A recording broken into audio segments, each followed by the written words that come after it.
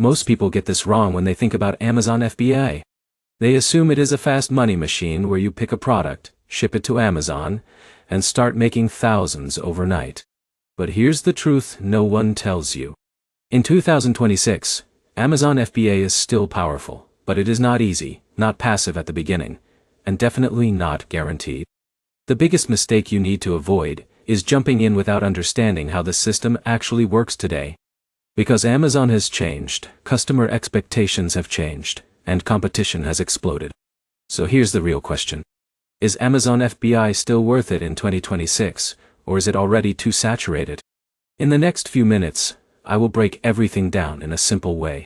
You will understand how Amazon FBA works today, how much money you actually need, what beginners get wrong, and whether you should even consider starting it this year. And by the end, you will know clearly if this is a real opportunity for you, or just hype. Let's start with the basics, but quickly, because the real value is coming later. Amazon FBA stands for Fulfillment by Amazon. It is a system where you send your products to Amazon's warehouses, and Amazon handles storage, packaging, shipping, and even customer service. You focus on finding products and marketing them. Everything else is handled for you. On paper, it sounds simple. But here's where it gets interesting. The simplicity is what attracts millions of sellers, and that is exactly why competition is so high in 2026. Now imagine a person named Alex in the US.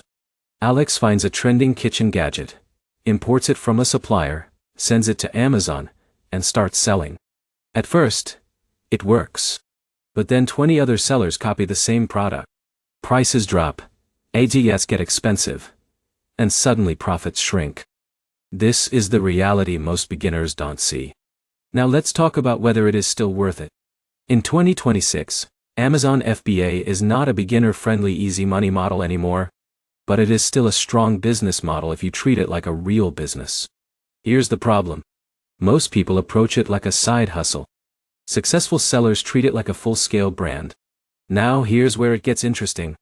The real money in Amazon FBA today is not in random products. It is in branding, niche selection, and understanding customer psychology. Let's break down how the money actually works. A typical Amazon FBA product has 5 major costs. Product cost, shipping cost, Amazon fees, advertising cost, and returns or losses. If you miss even one of these, your calculations will be wrong. For example, John starts with $2,000. He finds a product that costs $5 to manufacture. He sells it for $19.99. Sounds profitable, right? But then he adds Amazon fees, which take around 15%. Then, shipping adds another cost. Then ads eat 20 to 30% of revenue. Suddenly, his profit per unit is not $10 anymore. It is maybe $2 or $3. And this is where most people fail. They only look at revenue, not profit. Now let's answer the real question. Is Amazon FBA still profitable in 2026? Yes, but only under certain conditions. First, you need the right product. Not trending products that everyone is selling, but problem-solving products with low competition and strong demand. Second, you need proper branding. In 2026, customers trust brands, not random listings. Third, you need advertising knowledge. Amazon PPC is no longer optional. It is mandatory. Now let's go deeper into what has changed in 2026. The first major change is competition. More sellers from around the world are joining Amazon than ever before. That means average product quality has gone up. The second change is Amazon's algorithm. It now prioritizes conversion rate, customer satisfaction, and brand reputation more than ever. The third change is cost. Ads are more expensive than before, especially in competitive niches. But here's the good news. These challenges also created opportunity. Because many beginners quit early, serious sellers face less long-term competition once they survive the learning curve. Now let's talk about something most videos don't explain properly. The actual steps to start Amazon FBA in 2026. First, you need product research. This is not about guessing. It is about using data. You look for products that have steady demand, low review count on top listings, and room for improvement. For example, instead of selling a generic water bottle, you might find a water bottle with a built-in filter system that solves a specific problem. Second, you find a supplier. Most people use platforms like Alibaba. But here's the problem. Not all suppliers are reliable. You need samples, quality checks, and negotiation skills. Third, you create your Amazon listing. This includes title, images, description, and keywords. This is where storytelling matters. Because you're not just selling a product, you are selling a solution. Now here's where it gets interesting. Your product listing is basically your salesperson working 24/7. If it is weak, you will fail even with a good product. Fourth, you launch your product. This is where most beginners burn money. They think they just need to list and wait. But in reality, you need advertising, reviews, and optimization. Fifth, you scale. Once you find a winning product, you reinvest profits, expand variations, and build a brand. Now let's talk about the biggest question people ask. How much money do you actually need to start? In 2026, a realistic starting budget is between $2,000 and $5,000 for a small test product. Some people start with less, but that increases risk. And here is something important.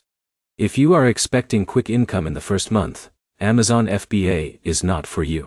Most successful sellers take 3 to 6 months to see stable profit. Some take even longer. Now let's compare Amazon FBA with other online income models. Compared to freelancing, Amazon FBA has higher scaling potential but higher risk. Compared to dropshipping, FBA is more stable because Amazon handles logistics. Compared to content creation, FBA is less dependent on personal branding but more capital intensive. So what is the real answer to, is Amazon FBA worth it in 2026? It depends on your mindset. If you want quick money with low effort, then no, it is not worth it. But if you want to build a scalable online business, are willing to learn marketing, and can invest time and some money, then yes, it is still one of the strongest e-commerce models available. Now, let's talk about mistakes that destroy beginners. The first mistake is choosing saturated products. If you pick something everyone is selling, you are entering a price war you cannot win. The second mistake is ignoring branding. Without branding, you are just another listing. The third mistake is poor cash flow management. Many beginners run out of money because they spend everything on inventory and ads at once. The fourth mistake is giving up too early. Most people quit before their product even has time to optimize. Now here's the part that really matters. The future of Amazon FBA in 2026 is not about selling random products. It is about building micro brands. Small but strong product lines that solve specific problems. Think about a brand that only sells ergonomic home office accessories. Or a brand focused only on travel gear for digital nomads. That is where the real opportunity is shifting. So if you are thinking about starting Amazon FBA, don't think like a seller. Think like a brand owner. Start small. Test smart. Learn fast. And most importantly, treat it like a real business, not a side experiment. To summarize everything, Amazon FBA in 2026 is still worth it, but only for people who are willing to learn, adapt, and treat it seriously. It is not a shortcut, but it is still a powerful path to building income online, if done correctly. If you take away one thing from this video, let it be this. Success in Amazon FBA is not about finding the perfect product. It is about building systems, making data-driven decisions, and staying consistent long enough to win. If you found this helpful, like the video, share your thoughts in the comments, and subscribe for more clear, no-fluff breakdowns like this. Because the real advantage is not just knowing what works, but understanding why it works.